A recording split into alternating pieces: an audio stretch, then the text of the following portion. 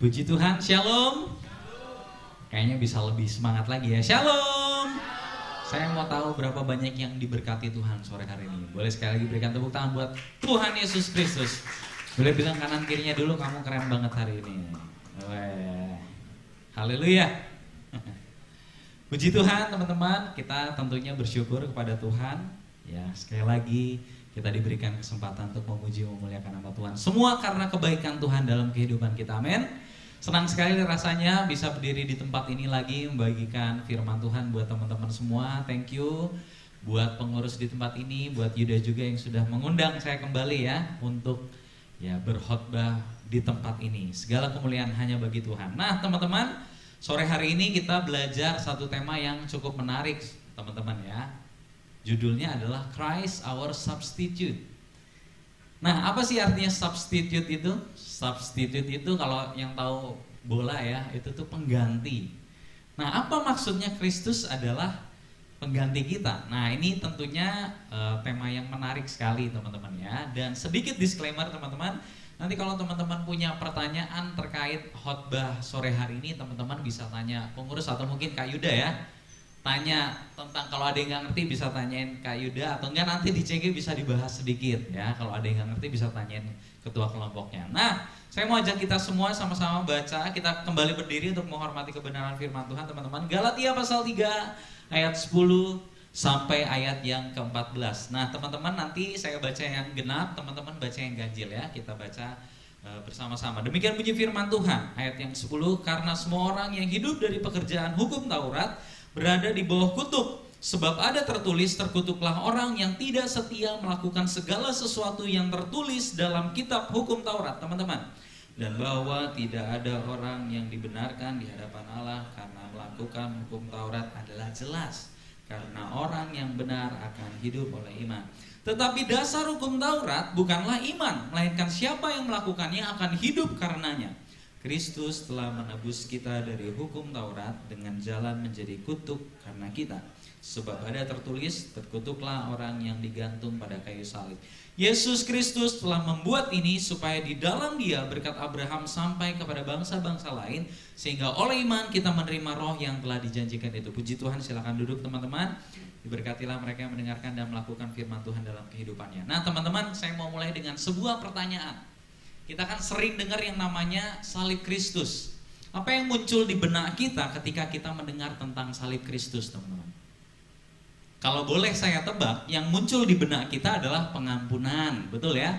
Penyucian, penghapusan dosa. Wah, kalau Paskah biasanya kita dengar tentang salib Kristus, bahwa dosa-dosa kita diampuni di atas sana, ya. Kristus menyerahkan nyawanya bagi kita untuk menghapus dosa-dosa kita. Itu betul, teman-teman. Tapi kalau kita pelajari lebih dalam tentang apa yang Tuhan Yesus lakukan sebenarnya di atas kayu salib, maka nanti teman-teman akan melihat sebenarnya salib Kristus itu bukan hanya memberikan pengampunan dosa.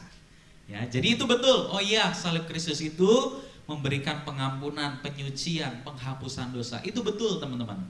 Tapi kalau kita pelajari lebih dalam, yang Kristus lakukan di atas kayu salib lebih hanya dari sekedar mengampuni kita dari dosa-dosa kita. Ya, makanya sore hari ini saya tulis seperti ini. Salib Kristus bukan hanya menyelamatkan kita dari hukuman dosa, tapi juga mengubah status kita menjadi orang benar dan kudus. Luar biasa, teman-teman ya. Jadi salib Kristus bukan hanya menyelamatkan kita dari hukuman dosa. Dulu kita pernah belajar ya, bahwa Kristus menyelamatkan, di dalam Kristus tidak ada lagi penghukuman. Tapi di dalam Kristus bukan hanya tidak ada lagi penghukuman, tapi salib Kristus mengubah status kita menjadi orang benar dan orang kudus. Ada amin, teman-teman? Luar biasa ya, jadi apa yang Kristus kerjakan. Nah, kita akan melihat poinnya hari ini ada 3, dibenarkan bukan karena perbuatan. Yang kedua, apa yang sebenarnya terjadi di atas kayu salib. Ya. Yang ketiga, apa dampaknya bagi kita? Ini penting teman-teman ya, karena kalau enggak, oke, Yesus mati, terus apa dampaknya buat saya?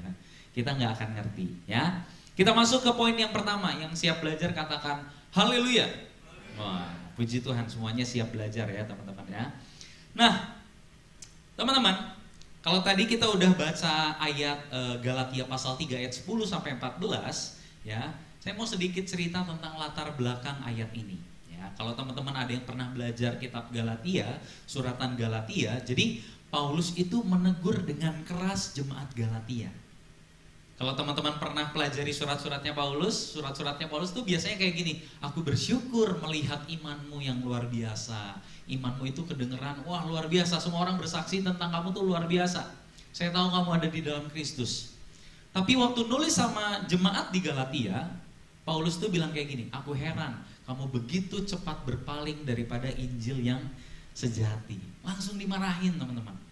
Karena memang Paulus menegur dengan keras jemaat Galatia. Karena apa? Karena jemaat Galatia berpaling kepada Injil yang lain yang sebenarnya bukan Injil. Makanya Paulus katakan apa?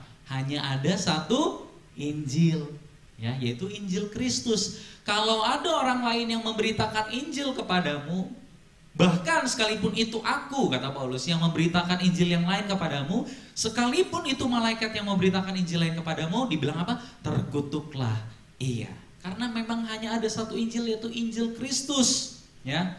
Jadi kalau kita lihat pada waktu itu ada kalangan namanya itu Judaizer, ya, orang-orang Yahudi yang Kristen, teman-teman.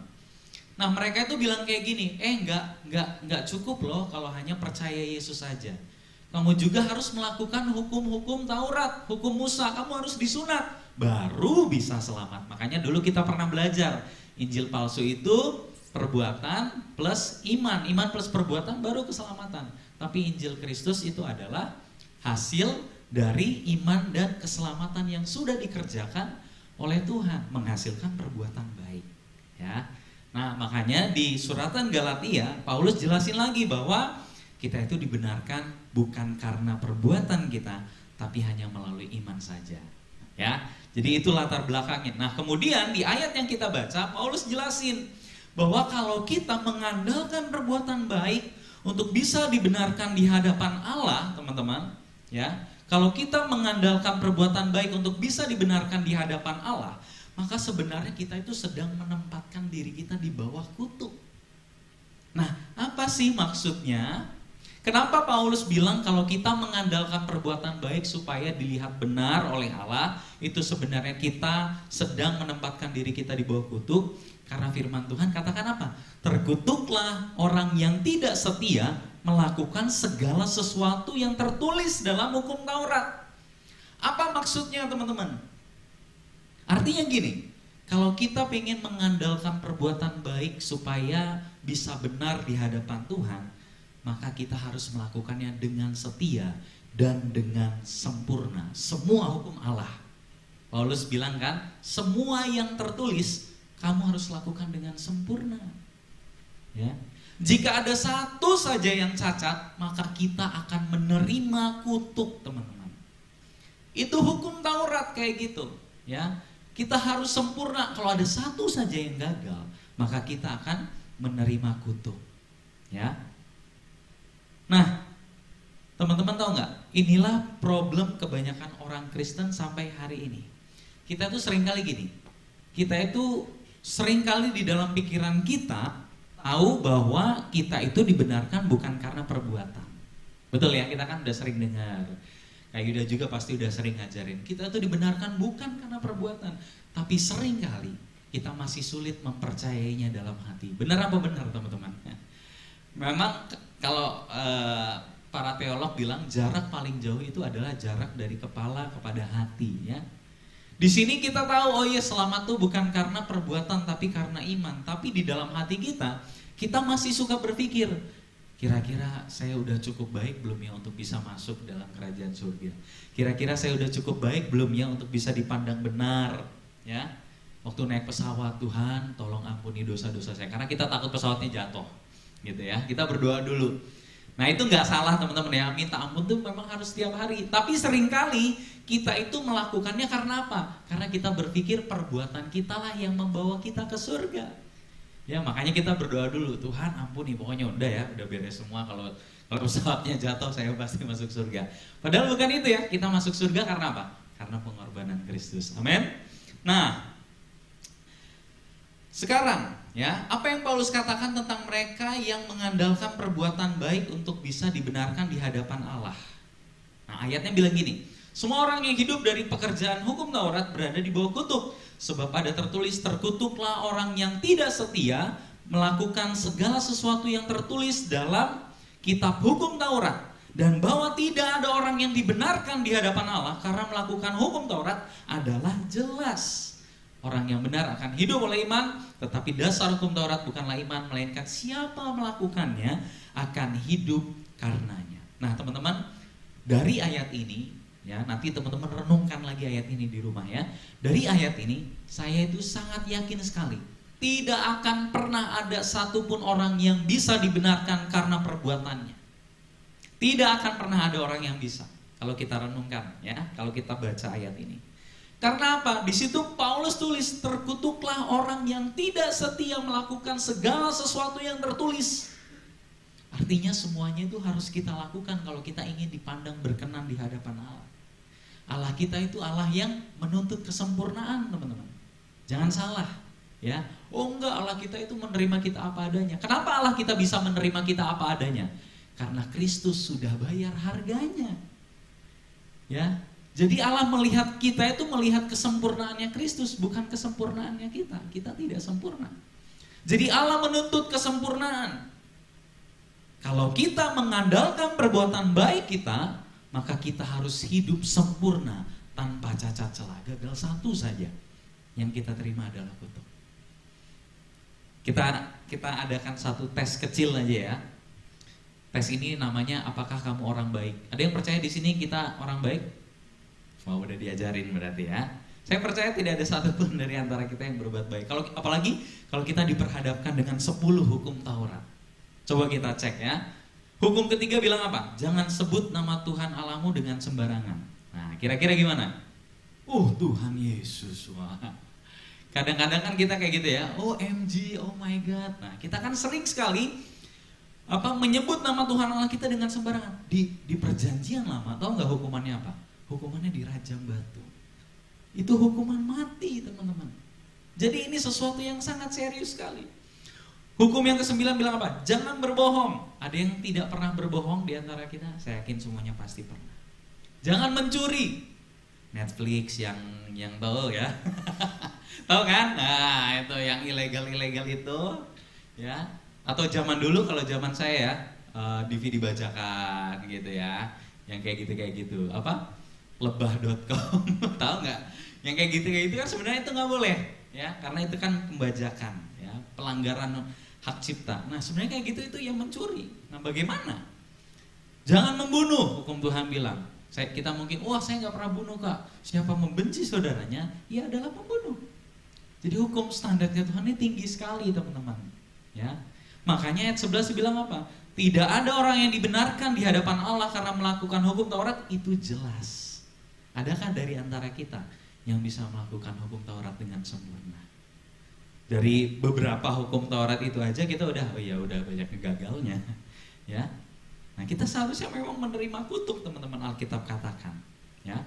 Nah itulah sebabnya lewat hal inilah waktu kita lihat salib Kristus itu jadi indah sekali, betul teman-teman ya. Karena apa? Karena tidak akan pernah ada orang yang bisa dibenarkan karena perbuatannya. Justru lewat hukum Taurat kita melihat betapa bobroknya kita. Benar nggak? Tadi kan udah kita tes sedikit ya, jangan berbohong, jangan mencuri. Wah, kita banyak gagalnya. Justru lewat hukum Taurat kita melihat betapa bobroknya kita. Itulah sebabnya Yakobus mengatakan hukum Taurat itu berfungsi sebagai cermin untuk memberitahu kita bahwa kita ini kotor. Tapi cermin itu sendiri bisa membersihkan kita nggak? Nggak bisa. Cermin hanya memberitahu kita bahwa kita ini kotor, teman-teman. Itu hukum Taurat. Kamu itu kotor, kita tidak bisa menghidupi standarnya Allah. Itulah sebabnya salib Kristus menjadi begitu indah, teman-teman. Karena salib Kristuslah yang menyucikan kita. Amin. Ya, puji Tuhan. Nah, jadi teman-teman, mana yang mau kita andalkan? Perbuatan kita atau kita mau bersandar pada salib Kristus? Itu pilihan kita. Kalau kita mau bersandar pada perbuatan, harus sempurna. Ya. Jadi poinnya adalah kalau kita bisa sempurna melakukan hukum Taurat, kita diberkati. Jika tidak, kita mendapatkan kutuk. Baca ulang di Ulangan pasal 28. Itu ada semua dengan jelas. Karena Paulus mengutip perjanjian lama, ya. Nah, sekarang kita lihat sedikit aja apa konsep kutuk dan berkat di dalam Alkitab. Kalau zaman sekarang berkat itu adalah uang, pekerjaan lancar, benar nggak? Cari jodoh gampang, nah itu tuh berkat, ya. Kutuk itu apa? Kerjaan seret, nggak ada duit, itu kutuk dan berkat. Di kepala kita kebanyakan seperti itu, tapi sebenarnya bukan seperti itu, ya. Nah, untuk memahami konsep berkat dan kutuk ini penting supaya kita bisa melihat apa yang sebenarnya terjadi di atas kayu salib, ya. Secara kesimpulan, berkat itu bisa kita simpulkan dari ayat ini, ya. Bilangan pasal 6. Nanti teman-teman baca di rumah. Tuhan memberkati engkau, melindungi engkau. Tuhan menyinari engkau dengan wajahnya dan memberi engkau kasih karunia. Mungkin ini sering didengar juga ya ayat ini, ya. Tuhan menghadapkan wajahnya kepadamu dan memberi engkau damai sejahtera. Inilah arti berkat yang sesungguhnya. Jadi berkat adalah ketika Allah menghadapkan wajahnya kepada kita. Saya mau katakan teman-teman, berkat itu bukan cuma duit. Berkat itu bukan cuma kehidupan yang nyaman, bukan hanya itu. Lebih dari itu, berkat adalah perkenanan Tuhan. Itu berkat yang sejati yang bisa teman-teman terima. Ini bicara tentang apa? Hubungan perdamaian antara kita dengan Allah. Ini berkat. Lalu apa itu kutuk? Artinya kutuk adalah kebalikannya, teman-teman. Jadi kurang lebih kutuk itu seperti ini. Tuhan mengutuk engkau dan meninggalkan engkau. Tuhan menutupi wajahnya darimu dan memberikan engkau penghakimannya tanpa kasih karunia. Tuhan memalingkan wajahnya dari engkau dan mengambil damai sejahteranya darimu. Itulah kutuk. Bukan oh lagi seret bisnisnya, oh lagi kesusahan. Bukan hanya itu, teman-teman. Ya. Kutuk adalah ketika Allah memalingkan wajahnya dari kita dan meninggalkan kita. Ini bicara tentang apa? Hubungan permusuhan antara kita dengan Allah. Dan inilah kita di dalam keberdosaan kita. Jadi sekarang ada sebuah tension, ada sebuah ketegangan. Kita belajar bahwa kalau kita mau mengandalkan perbuatan baik untuk dibenarkan, maka kita harus sempurna. Kalau sempurna, teman-teman dapat berkat. Kalau bisa sempurna, ya. Tapi kalau enggak, kita mendapat kutuk. Pertanyaannya sekarang, siapa yang dapat dengan sempurna melakukan hukum Allah? Coba kita renungkan. Mengerikan ya. Jadi sebenarnya Tuhan itu enggak main-main loh. Tuhan itu benar-benar menginginkan kekudusan. Tuhan tidak pernah bisa bersama-sama dengan ketidakkudusan, ya. Jadi harus sempurna. Kalau enggak sempurna, dapat kutuk. Pertanyaannya sekarang, masalahnya adalah siapa yang bisa dapat dengan sempurna melakukan hukum Allah? Kita seperti kayak, wah, kita dalam masalah besar. Lalu apa nih solusinya? Ya, nah makanya salib Kristus jadi begitu indah. Apa yang terjadi di atas kayu salib? Ayo kita baca sama-sama ayatnya ya. Galatia 3 ayat 13. 1, 2, 3. Kristus telah menebus kita dari hukum Taurat dengan jalan menjadi kutuk karena kita, sebab ada tertulis, terkutuklah orang yang digantung pada kayu salib. Luar biasa. Inilah yang terjadi di atas kayu salib. Kristus menebus kita dari kutuk hukum Taurat.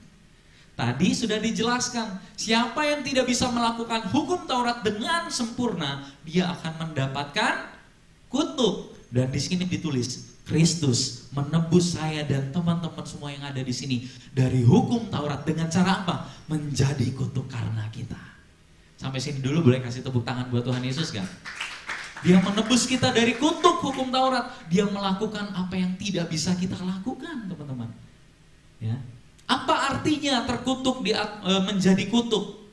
John Stott ya, salah seorang teolog, teman-teman, dia menjelaskan ayat ini kayak gini, bagus sekali.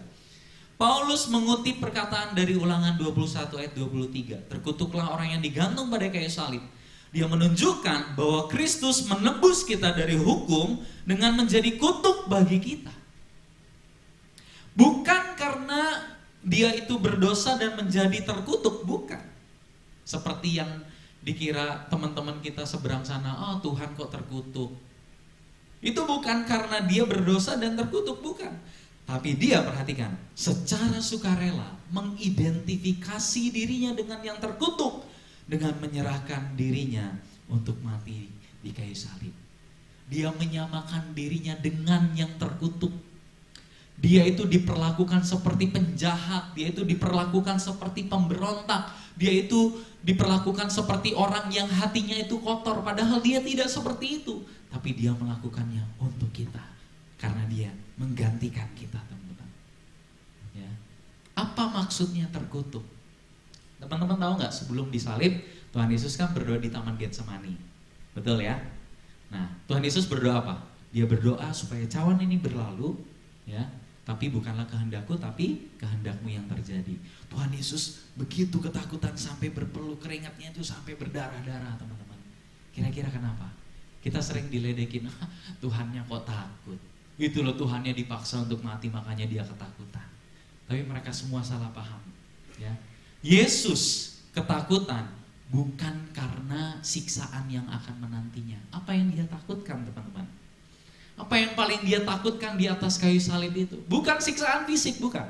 Tapi kita baca ya, Jonathan Edwards pernah khotbah judulnya Christ Agony, kesakitan Kristus di atas kayu salib. Apa yang terjadi di atas kayu salib? Perhatikan ya, penderitaan Kristus tidak hanya terdiri dari rasa sakit fisik, tetapi juga dalam pengabaian rohani jiwanya.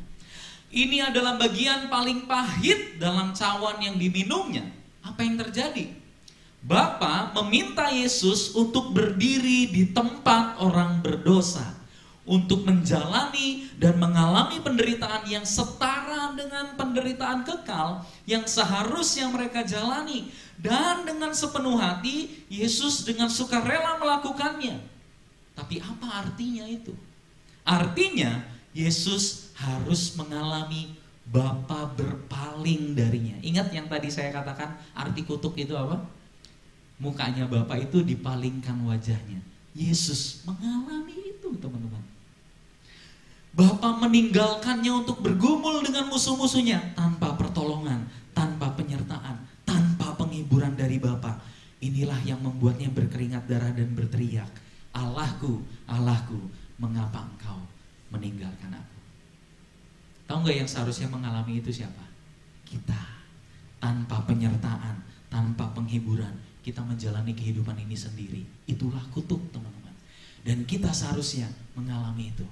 Tapi Kristus yang naik ke atas kayu salib menanggungnya untuk kita. Ya, teman-teman. Misal ya, katakan lagi nih, ada orang yang tidak kalian kenal, kalian nggak kenal. Terus tiba-tiba orang itu bilang, aku benci kamu. Kira-kira kalian bakalan ini nggak, baper nggak? Nggak, karena kamu nggak kenal, betul. Siapa orang ini tiba-tiba bilang aku benci kamu? Ya. Tapi perhatikan, lain ceritanya kalau yang mengatakan itu adalah orang terdekat kita. Katakanlah orang tua kita. Di hadapan kita dia bilang, aku benci kamu. Dan orang tua kita memalingkan mukanya dari kita. Apa yang terjadi dengan jiwa kita? Aduh, terluka sekali. Kita merasakan kehilangan, seperti mau mati rasanya. Orang tua yang melahirkan kita bilang, aku benci kamu. Kurang lebih itulah yang Yesus rasakan. Bapaknya memalingkan mukanya, bukan karena Yesus berdosa, tapi karena Yesus sedang menanggung dosa kita saat itu di atas kayu salib. Dia merasakan penderitaan, bukan hanya penderitaan fisik, teman-teman, tapi penderitaan kekal. Hubungannya terputus dengan Bapa. Di kayu salib, Bapa menumpahkan murkanya secara penuh. Dia itu seperti melihat orang berdosa di atas kayu salib itu. Itu harusnya kita, teman-teman. Kita mengalami keterpisahan dengan Bapa. Kitalah yang seharusnya teriak-teriak, Allahku, Allahku, kenapa aku ditinggalin sama Tuhan? Tapi Kristus yang mengalaminya. Kenapa dia mengalami hal ini? Ya, padahal, perhatikan, tadi kan kita bahas, siapa yang taat sempurna, dia mendapat berkat, betul? Tapi siapa yang gagal, dia mendapat kutuk. Yesus, Alkitab catat apa? Dia tidak berdosa sama sekali. Dia taat menjalani hukum Taurat sempurna. Bukankah seharusnya Yesus mendapatkan berkat itu? Tapi kenapa seakan-akan Yesus di atas kayu salib yang menerima kutuk itu? Apa yang terjadi sebenarnya? Kenapa Yesus seakan-akan justru menerima kutuk, diperlakukan seperti penjahat-penjahat yang ada di samping-sampingnya, telanjang, mengalami pelecehan seksual yang teramat sangat memalukan. Kalau di film-film kan masih ada kain yang menutupi, tapi bahasa aslinya telanjang bulat. Dia dipermalukan habis-habisan, dia mengalami itu. Kenapa seakan-akan Yesus yang menerima kutuk? Baca ini, ya, sekali lagi. Kristus telah menebus kita dari hukum Taurat dengan jalan menjadi kutuk karena kita. Dulu kita pernah bahas kayu salib, di situ bahasa Inggrisnya tree, pohon, ya. Apa maksudnya? Teman-teman, kalau teman-teman belajar di dalam Perjanjian Lama, orang yang dihukum mati dengan cara digantung di atas pohon adalah orang yang terkutuk. Kenapa? Menarik ya. Karena apa? Orang itu terkutuk, digantung di atas pohon karena melanggar perjanjiannya dengan Allah. Siapa yang melanggar janji setianya dengan Allah, dia terkutuk mati di atas pohon. Siapa yang melanggar perjanjian setia kita dengan Allah dengan melakukan dosa? Kita, teman-teman. Kitalah yang seharusnya terkutuk, mati secara mengenaskan, memalukan, mengalami penderitaan kekal. Karena apa? Karena kita sudah melanggar perjanjian dengan Allah. Kita sudah tidak setia dengan Tuhan. Kita melakukan dosa, memberontak dengan sengaja. Kita menikmati dosa. Kita melecehkan kekudusan Allah dengan sengaja, teman-teman. Ya, kitalah yang seharusnya terkutuk. Tapi yang terjadi di atas kayu salib justru sebaliknya. Kristus yang menanggung semua kutuk yang seharusnya kita terima. Kita yang berdosa, tapi Kristus yang membayar harga dosa kita. Jadi yang terjadi di atas kayu salib adalah Kristus menjadi pengganti kita. Inilah yang terjadi di atas kayu salib. Berkat yang seharusnya dia terima karena ketaatannya, diberikannya kepada kita. Tapi kutuk yang seharusnya kita terima karena ketidaktaatan kita, ditanggungnya di atas kayu salib. Kita kayak tukeran jubah, tahu ya, kayak tukeran baju. Yesus kan yang taat dengan sempurna, dia harusnya terima berkat, tapi dia nggak terima. Dia kasih baju berkatnya sama kita.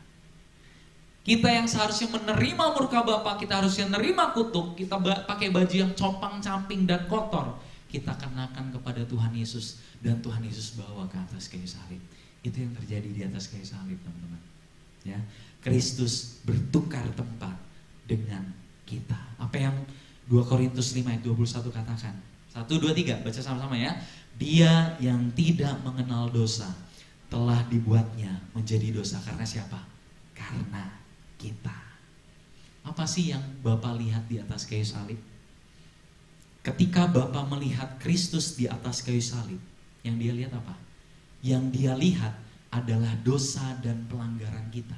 Sehingga Kristuslah yang menerima kutuk itu. Jadi di atas kayu salib Bapak itu kayak seperti melihat kita. Tapi ketika Bapak melihat kita, yang dia lihat adalah kebenaran dan ketaatan Kristus. Sehingga kitalah yang menerima berkat itu. Satu-satunya alasan kenapa kita masih diberkati sampai sekarang, karena apa sih teman-teman? Karena Kristus sudah bayar harganya di atas kayu salib. Makanya kita masih menerima anugerah kebaikan Tuhan. Harusnya kita nggak layak menerima setetes pun kebaikan dari Tuhan loh. Tapi kalau kita hitung, kayak nggak terhitung berkatnya Tuhan. Karena apa sih? Karena Kristus sudah menanggung kutuknya bagi kita, teman-teman. Sehingga kita masih disertai Tuhan, dapat penyertaan Tuhan, perkenanan, wajahnya ada bersama-sama dengan kita, hadiratnya ada bersama-sama kita, sekalipun dalam lembah kekelaman. Karena apa? Sekali lagi, karena Yesus yang sudah bayar harganya. Ya, itulah sebabnya teman-teman, orang percaya itu disebut apa sama Paulus? Orang benar dan orang kudus. Kenapa? Padahal kalau kita lihat hidup kita nggak benar dan nggak kudus. Kenapa? Kenapa kita bisa disebut benar dan kudus? Bukan karena kita benar dan kudus, bukan.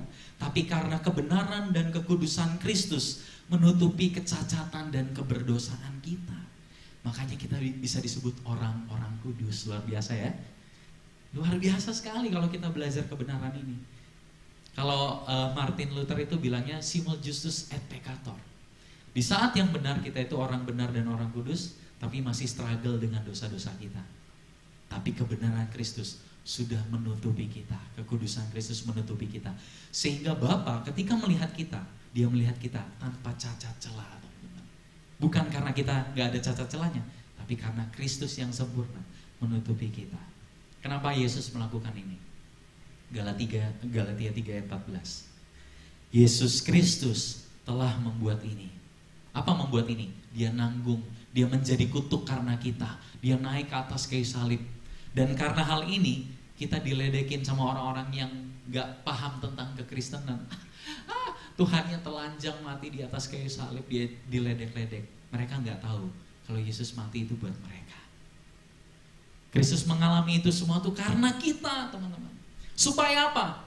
Supaya di dalam dia berkat Abraham sampai kepada saya dan teman-teman semuanya. Luar biasa ya. Kan Allah pernah janji sama Abraham kan, oleh keturunanmu berkat-berkat akan sampai kepada bangsa lain. Apa itu? Berkat keselamatan itu. Itulah berkat terbaik yang bisa teman-teman terima. Akhirnya berkat keselamatan itu sampai kepada kita karena Kristus. Sehingga oleh iman kita menerima roh yang telah dijanjikan itu. Ya. Nah, poin yang terakhir, apa sih dampaknya bagi kita? Teman-teman tahu nggak? Untuk bisa berkenan di hadapan Tuhan, gak cukup hanya menjadi tidak berdosa, itu gak cukup. Hanya menerima pengampunan saja itu gak cukup loh. Untuk bisa berkenan di hadapan Tuhan, kita harus menjadi benar. Ya, jadi gak cukup hanya dosanya sudah ditebus. Enggak, kita harus menjadi benar. Nah, jika Kristus hanya mati tanpa menggantikan kita, maka kita hanya akan menerima pengampunan saja. Sisanya, kamu harus jalanin sendiri jadi orang benar. Tapi balik lagi, bisa nggak? Kita pulang dari KKR aja kadang masih suka kumat lagi kan? Ya, pulang KKR habis nangis-nangis, pulang retreat 2 bulan 3 bulan, nah, balik lagi, ya. Makanya sekali lagi ya, saya quote John Stott, dia bilang begini.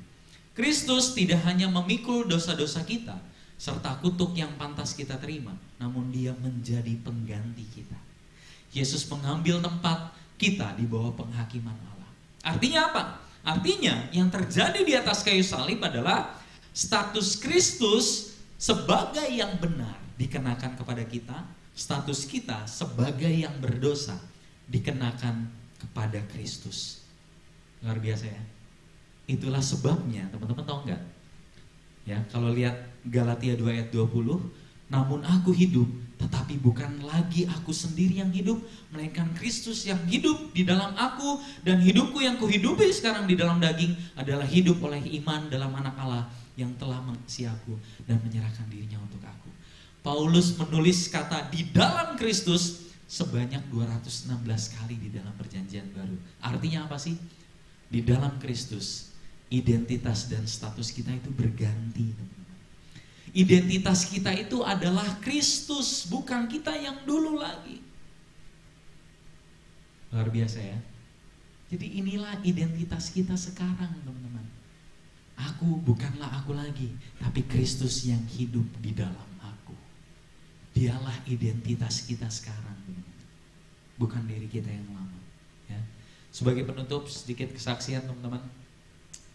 Dulu saya berpikir pengorbanan Kristus itu cuma menghapus dosa aja. Sisanya saya harus berusaha sendiri. Oh ya, saya harus melakukan perbuatan baik dan lain sebagainya. Tapi setelah saya mempelajari ini ternyata nggak begitu, teman-teman. Ya, Kristus mati untuk kita, dia pun taat kepada hukum Taurat untuk kita.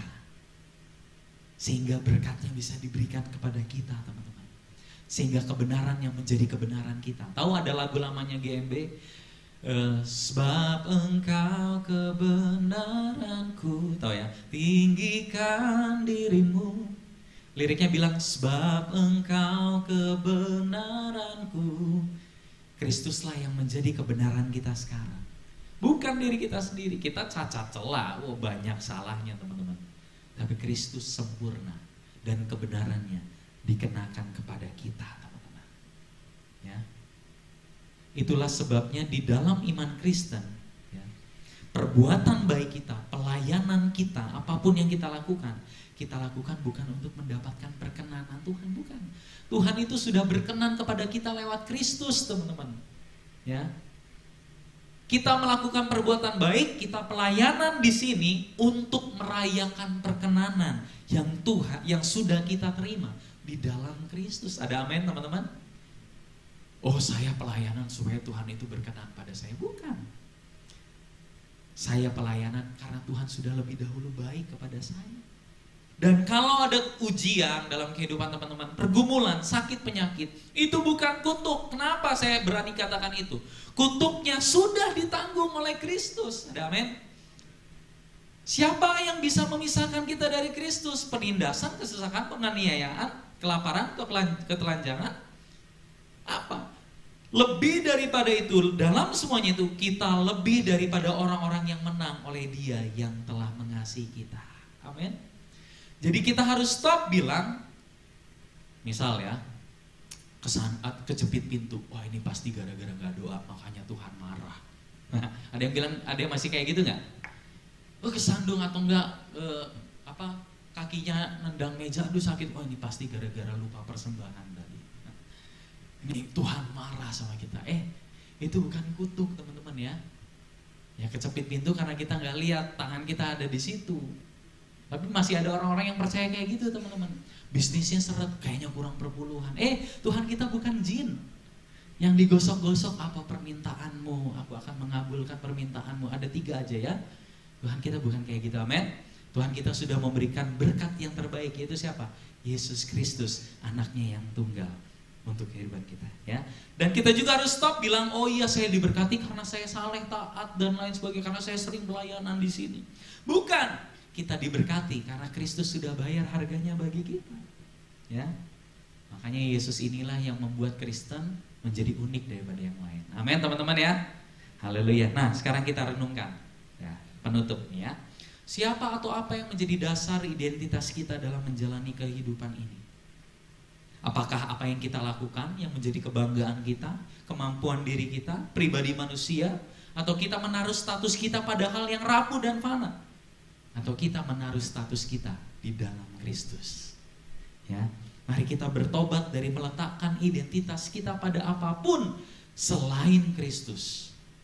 Mari kita ingatkan diri kita akan Injil bahwa di atas salib Kristus dihukum dan dikutuk untuk bertukar tempat dengan kita, teman-teman. Kristus kehilangan Bapaknya demi kita. Kristus menjadi berdosa. Kristus menjadi dosa dan terkutuk ganti kita. Mari kita renungkan ini. Ya. Apa implikasinya? Jadi di dalam Kristus kita bukan hanya menerima pengampunan. Luar biasa loh ini. Tapi kita juga menerima status Kristus sebagai orang benar. Ini luar biasa sekali. Karena tadi saya bilang gak cukup masuk surga itu tidak berdosa, tapi harus menjadi orang benar. Dan kita terima status itu di dalam Kristus. Kegagalan dan kelemahan kita bukan menjadi dasar dari identitas kita, melainkan bersumber dari kesempurnaan Kristus. Ya, yang terakhir, nah ini penting, dalam menjalani naik turunnya kehidupan, kita bisa yakin dan percaya bahwa Bapa itu mengasihi kita. Waktu kita lagi dalam pergumulan dan kesusahan, itu bukan karena kutuk, tenang. Ya, makanya Yakobus bisa bilang, bersukacitalah kalau ada ujian, karena itu akan menghasilkan ketekunan. Bersukacitalah karena apa? Ibrani bilang gak mungkin anak gampangan itu anak gampangan itu gak akan mendapat hajaran dari bapaknya. Tapi karena kalian adalah anak yang dikasihi, maka kita dihajar, digembleng sama bapak kita. Kalau ada pergumulan dalam kehidupan kita, artinya Tuhan mengasihi kita. Ya, jadi kita bisa yakin, enggak, ini bukan karena kutuk, bukan. Kutuk sudah ditanggung oleh Yesus, bukan. Ini adalah salah satu sarana anugerah yang Tuhan berikan dalam kehidupan kita untuk menjadi semakin serupa dengan Kristus. Tenang, gak ada yang bisa misahin kita dengan kasih Bapa. Amin. Mari kita bangkit berdiri, kita nyanyi lagu yang terakhir tadi ya, anugerahmu kepadaku. Nanti Singer tolong bantu.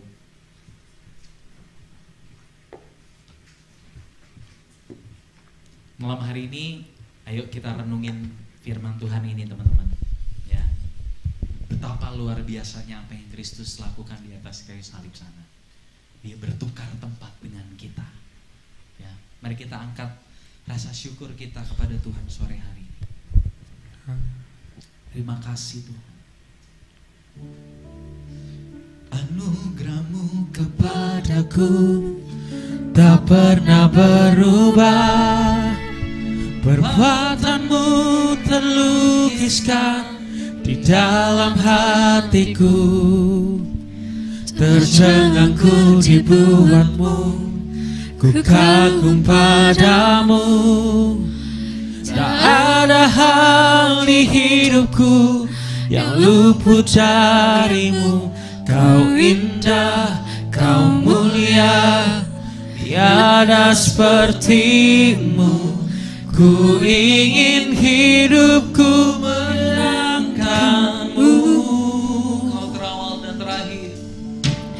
Kau terawal dan terakhir, pencipta segalanya.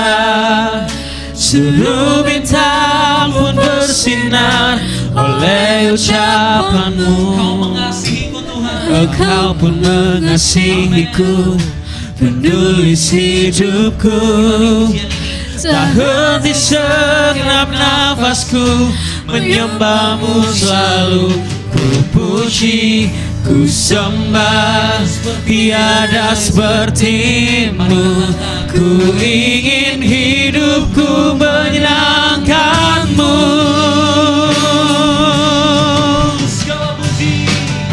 Segala puji, segala hormat, segenap hatiku menyembah-Mu. Terimalah segenap hidupku sebagai persembahan yang hidup. Segala puji, segala hormat, segala hatiku menyembah-Mu. Terimalah segenap hidupku sebagai persembahan yang hidup. Bukan kehendak-Mu, namun kehendak-Mu. Hidupku bagimu. Kau indah, kau mulia, yang hidupku menyenangkan-Mu.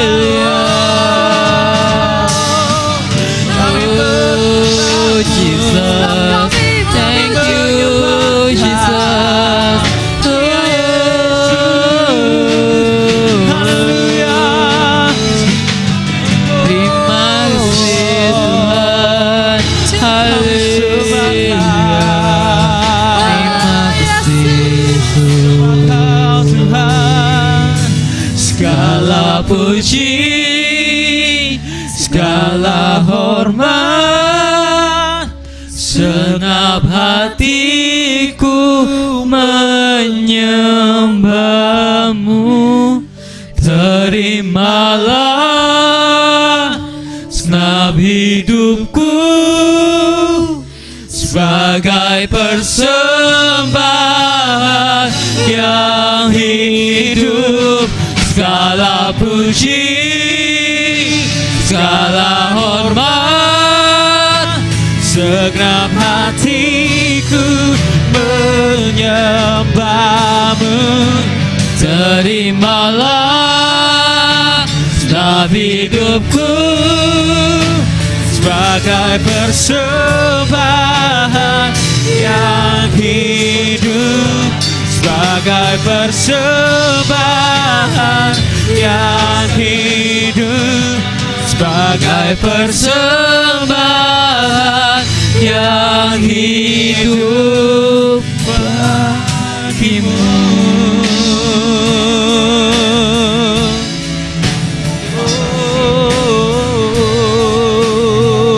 Oh, ya Yesus, bersyukur. Haleluya. Oh, kami bersyukur. Buat anugerah Tuhan yang selalu ada dalam setiap kehidupan kami Tuhan. Terima kasih Tuhan. Hari ini kami mau bertobat Tuhan. Seringkali kami tidak mengutamakan Kau dalam kehidupan kami Tuhan. Hari ini Tuhan, kami rindu identitas kami hanyalah di dalam Kristus. Bukan di dalam prestasi kami, harta kami, keluarga kami, bukan Tuhan. Tapi di dalam Kristus yang sudah mau mati dan menggantikan kami. Menjadi kutuk, menggantikan kami yang terkutuk Tuhan. Sehingga kami bisa menerima berkat daripada Allah Bapa. Berkat penyertaan Tuhan, perkenanan Tuhan ada di dalam kami. Sebab Kristus sudah membayar harganya bagi kami. Kami mengucap syukur. Terima kasih Tuhan. Kiranya firman yang kami dengar malam hari ini dapat bertumbuh, berakar, berbuah hanya untuk kemuliaan Tuhan. Terima kasih Tuhan Yesus, terima kasih memeteraikan firman Tuhan. Kami mengucap syukur untuk firman-Mu di dalam nama Tuhan Yesus Kristus. Haleluya. Amin. Amin. Puji nama Tuhan. Silakan duduk teman-teman. Diberkati oleh firman Tuhan hari ini. Amin. Amin. Dan kita berikan tepuk tangan kemuliaan buat Tuhan Yesus kita yang luar biasa. Kami mewakili jemaat Labasam mengucapkan terima kasih pada hamba-Nya Pastor Yosua Christian yang sudah memberikan kabar baik bagi kita semua hari ini. Teman-teman, ini adalah merupakan kerinduan kita semua. Kita menjadi gereja di mana setiap Sabtu, setiap Minggu Injil Kristus diberitakan, berita salib diberitakan. Karena apa teman-teman?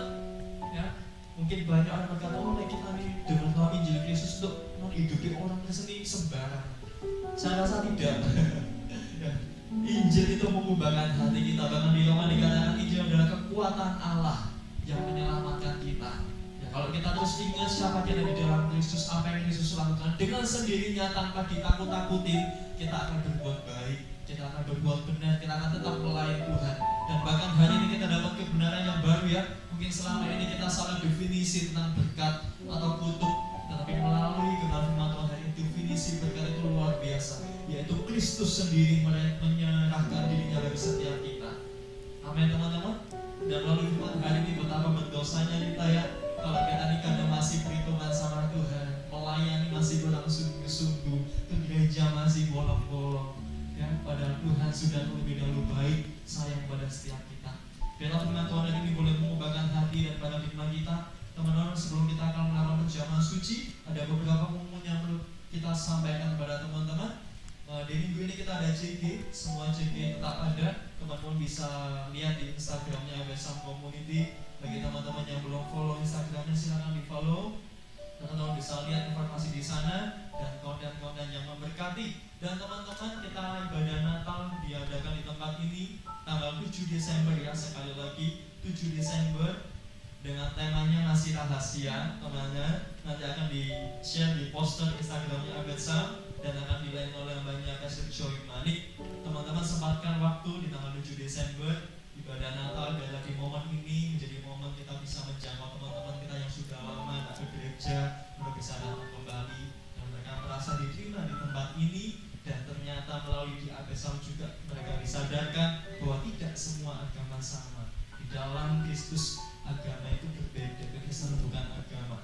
Ya, karena anak-anak muda banyak meninggalkan gereja karena menganggap semua agama itu sama, gitu ya. Tetapi biarlah Injil diberitakan supaya kita lihat ternyata ada perbedaan loh antara kekristenan dengan agama yang lain. Oke teman-teman, mungkin itu saja momen hari ini. Teman-teman bisa menyiapkan perjamuannya, bisa buka rotinya, atau difoto dulu. Teman-teman bisa post di sosial media teman-teman supaya memberkati teman-teman yang lainnya. Dan saya undang kita semua untuk sama-sama bangkit berdiri.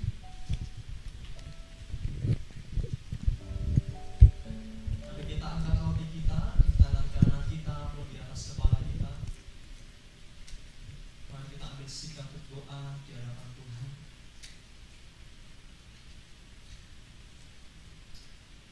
Sebab apa yang telah kuteruskan kepadamu telah aku terima dari Tuhan, yaitu bahwa Tuhan Yesus pada malam waktu Ia diserahkan mengambil roti, dan sesudah itu ia mengucap syukur atasnya.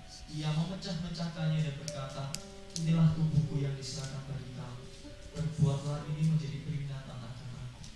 Dengan firman Tuhan hari ini, makanan yang ada pada kita bukanlah makanan yang sembarangan. Ini merupakan wujud ucapan syukur kita atas kematiannya. Dia menggantikan bertukar posisi dengan kita, supaya setiap kita hari ini yang seharusnya terkutuk, setiap kita hari ini yang mengalami pergumulan yang berat, melalui memandang Injil karya salib Kristus, kita boleh beroleh kekuatan, sebab ada Tuhan Roh Kudus yang dimandatkan dalam hati setiap kita, yang akan menuntun kita sampai pada kesudahan. Hari ini kuatkan dan teguhkan hati kita. Dia yang tidak mengenal dosa dibuatnya menjadi berdosa, supaya setiap kita yang berdosa beroleh pembenaran, pengudusan di dalam Allah. Mari kita angkat roti ini. Bukankah makanan yang ada pada kita ini bukanlah makanan yang sembarangan, tetapi ada persekutuan di dalam tubuh Kristus. Mari kita makan dengan percaya dalam nama Yesus.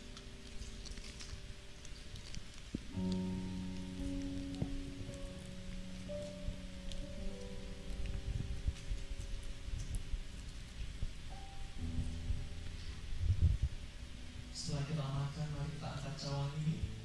Kita angkat kita mengambil atas kepala kita. Demikian juga ia mengambil cawan sesudah makan lalu berkata, cawan ini adalah perjanjian baru yang dimaknaikan oleh darahku. Berbuatlah ini setiap kali kamu meminumnya menjadi peringatan akan aku. Sebab setiap kali kamu makan roti ini dan minum cawan ini, kamu memberitakan kematian Tuhan sampai Ia datang. Kami bersyukur Tuhan buat darah-Mu yang tercurah bagi setiap kami. Engkau mengalami keterpisahan dengan Allah Bapa, supaya setiap kami yang seharusnya terpisah didamaikan. Terima kasih. Inilah cawan perjanjian baru yang ditumpahkan bagi kita semua, bukan karena pelanggaran Yesus, tetapi karena pelanggaran kita dan dosa kita. Mari kita minum dengan percaya dalam nama Yesus.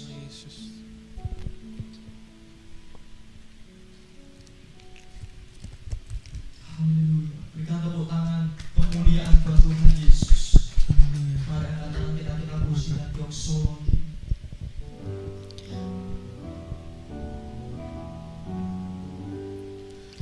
Praise God in whom all blessings flow. Praise Him, all creatures here below. Praise Him above in heavenly hosts. Praise Father, Son, and Holy Ghost. Puji Allah sumber rahmat, puji Dia semua ciptaannya, puji Dia para malaikat, Bapa, Putra, dan Roh Kudus. Amin. Pujian, hormat layak Engkau terima, yang telah memulai melakukan menyelesaikan segala sesuatu dalam hidup setiap kami, sehingga hari ini kami beroleh keselamatan yang aman pasti di dalam Tuhan. Tuhan menyertai kami. Tuhan tidak hanya mengampuni dosa kami, tetapi Tuhan mengaruniakan Roh Kudus hidup dalam hati setiap kami, yang memelihara kami, yang menuntun kami, yang memampukan kami untuk kami boleh berdiri kuat, berbuat baik, melayani, beribadah kepada Tuhan, bukan lagi sebagai supaya, bukan lagi sebagai tuntutan, tetapi karena ucapan syukur, tulus, keinginan yang tulus untuk memuliakan nama Tuhan yang telah mati dan selalu bagi setiap kami. Tuhan, kami bersyukur buat firman-Mu hari ini. Tuhan, memberkati hamba-Mu Pastor Yosua Kristian bersama keluarga. Tuhan, tambah-tambahkan hikmat marifat-Nya pada Tuhan, di mana beliau berada, nama Tuhan dimuliakan, Injil Kristus terus diberitakan, dan banyak jiwa dimenangkan dan diubahkan melalui hidupnya. Tuhan, memberkati apa yang dibutuhkan dalam pelayanan, Tuhan yang menyediakan, Tuhan yang mencukupkan. tiba saatnya kami akan pulang Tuhan. Kami rindu untuk menerima berkat-Mu ya Bapa. Mari sama-sama angkat kedua tangan kita pada Tuhan. Sucikan hamba-Mu untuk menyalurkan berkat-Mu ya Tuhan. Saudara-saudaraku yang dikasih Kristus, Tuhan memberkati engkau dan melindungi engkau. Tuhan menyinari engkau dengan wajahnya dan memberi kau kasih karunia. Tuhan menghadapkan wajahnya kepadamu dan memberi kau damai sejahtera. Diberkati engkau dalam masa mudamu, diberkati dalam studi sekolahmu, diberkati dalam pekerjaan usahamu. Apa yang kau kerjakan Tuhan sertai dan nama Tuhan dipermuliakan. Bahkan setiap orang yang melihat engkau, melihat Kristus hidup nyata dalam hidupmu, dan engkau akan terus hidup di dalam anugerah dan turunan ilahi sampai Maranatha. Tuhan Yesus datang kedua kalinya. Pulanglah dan terimalah berkat ini dari Allah Bapa, Putranya Tuhan Yesus Kristus dan Roh Kudus. Haleluya. Yang percaya bersama-sama katakan amin. Ku bersyukur padamu Tuhan, sebab kasih setiamu di dalam hidupku. Anugerahmu besar bagiku, di setiap langkahku ku